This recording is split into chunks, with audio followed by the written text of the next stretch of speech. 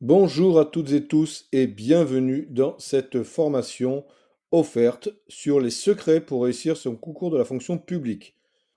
Donc pourquoi une formation offerte? Parce que j'avais envie de vous faire plaisir, parce que je m'aperçois que beaucoup de personnes préparent des concours et que c'est pas simple et donc que ça peut être aussi intéressant d'avoir une formation qui va vous donner les bases pour réussir votre concours. Alors vous voyez que plusieurs parties existent dans cette formation, hein. Connaître son environnement de travail, avoir une culture administrative importante, développer sa culture générale, travailler ses points faibles, et si on va un petit peu de l'autre côté du diapo, gérer son temps, travailler sa posture. Je vous parlerai en fin de formation de l'abonnement que je peux vous proposer qui est très intéressant, vous le verrez. Alors on commence par les secrets pour réussir son concours de la fonction publique. Le premier module, hein, connaître son environnement de travail parfaitement. Alors effectivement, il est impardonnable de ne pas être un quasi-expert de son domaine professionnel. Si vous travaillez au ministère de l'Agriculture, bah, vous devez connaître le fonctionnement du ministère de l'Agriculture. Ministère de l'Intérieur, même chose. Si vous travaillez dans une collectivité territoriale, l'environnement territorial ne doit avoir aucun secret pour vous. Vous allez en parler, donc il y a de fortes chances que le jury rebondisse, hein, je pense notamment à l'épreuve orale, hein, sur cet environnement. Donc il faut vraiment que vous le connaissiez parfaitement, c'est indispensable, vraiment, vraiment. Donc renseignez-vous, hein, si vous êtes en territorial, les compétences des différentes collectivités, qu'est-ce qu'un EPCI, qu'est-ce que le contrôle de légalité, etc. Même chose pour ceux qui sont en ministère, bah, l'organisation totale du ministère, voire l'organisation du gouvernement. Donc c'est vraiment des choses qui sont importantes, indispensables à travailler. Donc ça, c'est la première chose que vous allez devoir travailler si vous voulez réussir votre concours de la fonction publique. Vous allez devoir aussi, deuxième point, avoir une culture administrative importante. Les droits et les obligations des fonctionnaires, ça tombe à 100%, dans 100% des cas. Donc ça, on doit le connaître. La loi de transformation de la fonction publique de juillet 2019, pardon, c'est la même chose. Donc ça, c'est des choses à vraiment maîtriser. En finance publique, bah, les grands principes des finances, l'équilibre, la sincérité, l'annualité.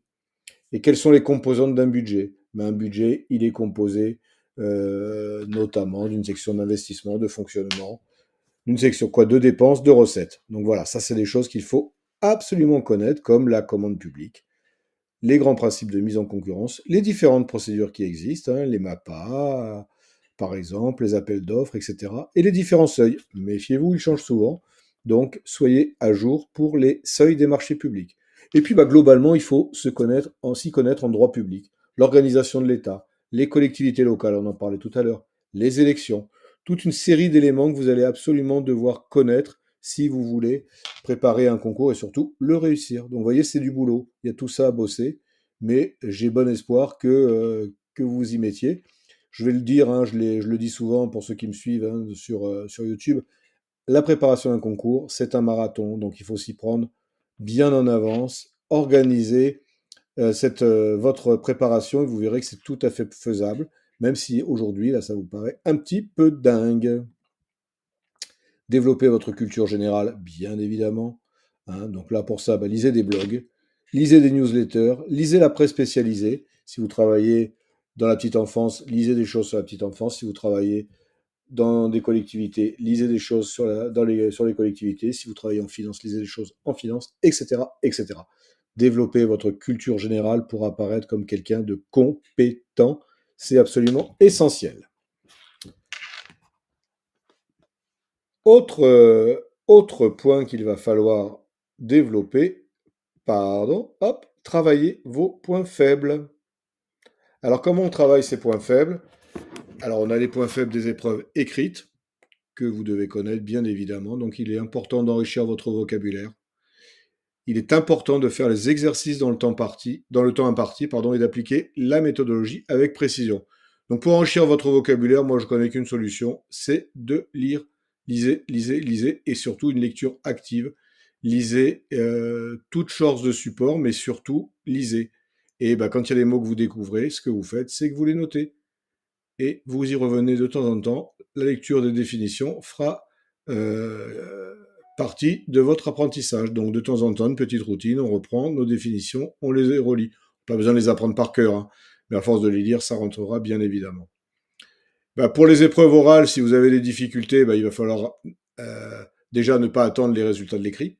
Ça, c'est l'erreur que commettent beaucoup de candidats. Ils se disent, tiens, j'attends les résultats de l'écrit, je ne vais pas travailler pour rien avant, ça serait dommage, donc j'attends les résultats. Puis souvent, il est trop tard.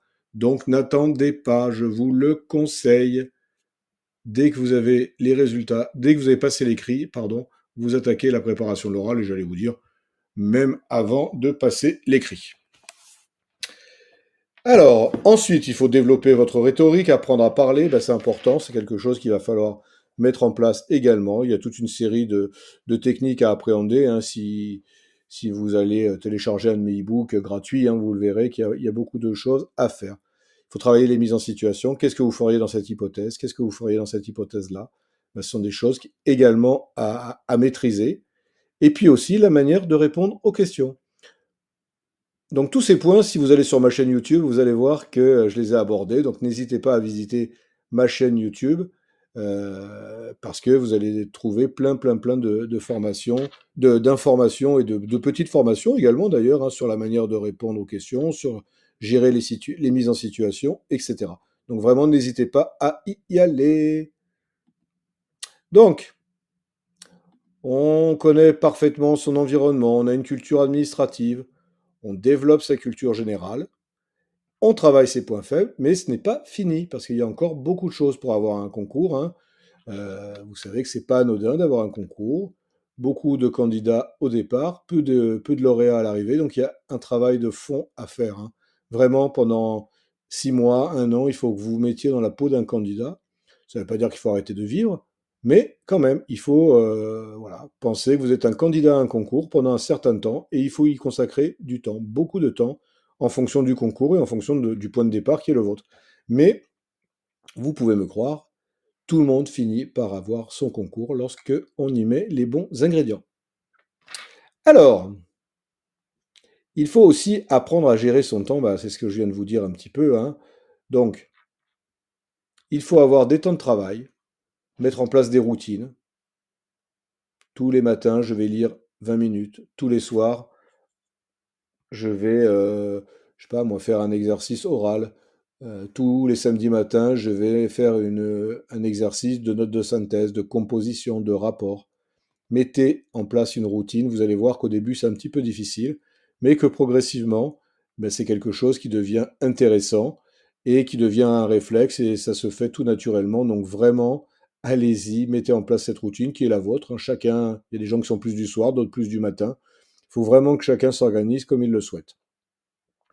Apprenez à vous concentrer pour gagner en efficacité. Premier truc, on s'en débarrasse quand on travaille. Ce smartphone, c'est l'enfer.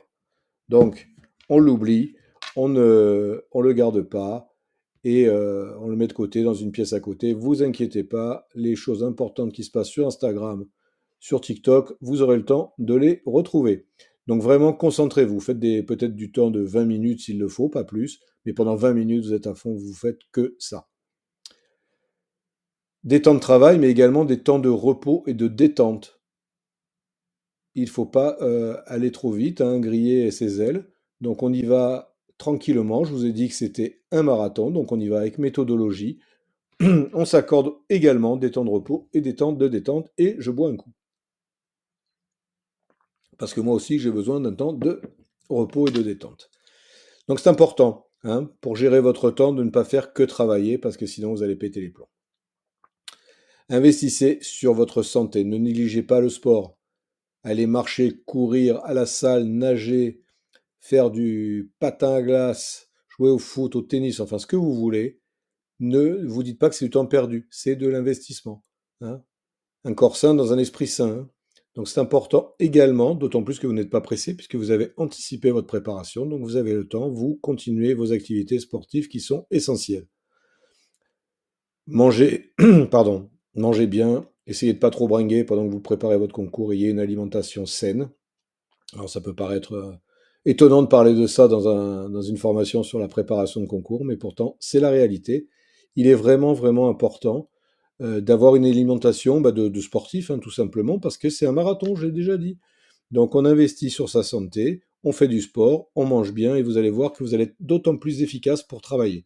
Ça, c'est essentiel, hein. Si vous avez bringué la veille, si vous avez picolé ou trop mangé, vous avez mal dormi et vous n'aurez pas envie de travailler. Donc on mange sainement, on fait du sport et vous verrez que votre cerveau va fonctionner à merveille. Je vous parle aussi d'anticiper les difficultés. Elles vont arriver, c'est une certitude. Il y a des moments où vous allez être découragé, vous en avez marre, oh là là, pourquoi tout ça? De toute façon, je ne vais pas l'avoir, je suis nul, etc. Bon, il fait froid, j'ai pas envie de travailler, il fait chaud, j'ai pas envie de travailler. Donc, ces difficultés vont arriver. Quand elles arrivent, ben, c'est très simple. Vous prenez un iPad, un carnet, une feuille, n'importe quoi, et vous notez tous les progrès que vous avez faits depuis le début de votre préparation. Et vous allez voir que vous en avez fait des progrès. Donc, notez-les, relisez-les, vous allez vous dire finalement, bah, j'ai avancé, donc je me relance et je repars dans mon travail. Vous allez voir que ça vaut le coup, hein, parce que forcément, vous en avez fait des progrès, vous écrivez mieux, vous avez appris du nouveau vocabulaire, vous avez appris à travailler, vous avez une meilleure alimentation, quoi, peu importe, mais quoi qu'il en soit, vous avez progressé au cours de cette présentation, de cette préparation, pardon, donc notez-le et vous allez voir que ça va vous donner du boost et que vous allez redémarrer à fond la forme, comme dirait l'autre. Dernier point, il faut travailler votre posture. Ne vous sous-estimez pas. J'ai l'habitude de dire qu'il y en a des plus bêtes qui ont eu le concours. Donc il n'y a pas de raison que vous ne l'ayez pas, d'autant plus que bah, vous mettez tous les ingrédients, que vous travaillez, que vous écoutez les conseils, que vous suivez ma chaîne YouTube, que vous lisez ma newsletter et peut-être d'autres supports. Bah, il n'y a pas de raison. Donc travaillez cette posture. Et puis, bah, euh, pensez toujours que la plupart des candidats, ils ne préparent rien. Ils croient réussir au talent, mais ça ne marche pas, alors que vous préparez, donc vous avez du plus par rapport à eux, hein. Vous avez investi en vous, hein. Vous êtes en train de suivre cette mini-formation. Rien que ça, déjà, c'est le démarrage, c'est très bien, hein. Travaillez votre posture, mais également qui doit être différente en fonction des concours, mais quoi qu'il en soit, vous êtes un adulte, peut-être un jeune adulte ou une jeune adulte, j'en sais rien, mais vous êtes un adulte. Donc on passe plus le bac français, là, on n'a pas 17 ou 18 ans, non, non, c'est fini.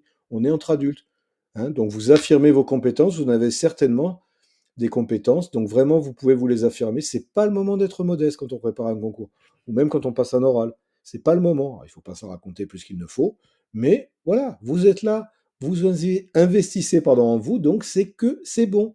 Donc n'hésitez pas à vous mettre en valeur vous-même, hein. Encore une fois, pensez toujours que beaucoup de gens ne préparent pas le concours ou pensent que ça va être automatique. Donc vous, vous avez ça en plus d'eux, donc c'est très bien. Donc vous avez vu un petit peu ce qu'il vous reste à faire: connaître votre environnement de travail, avoir une culture administrative importante, développer votre culture générale, travailler vos points faibles, gérer votre temps et travailler votre posture.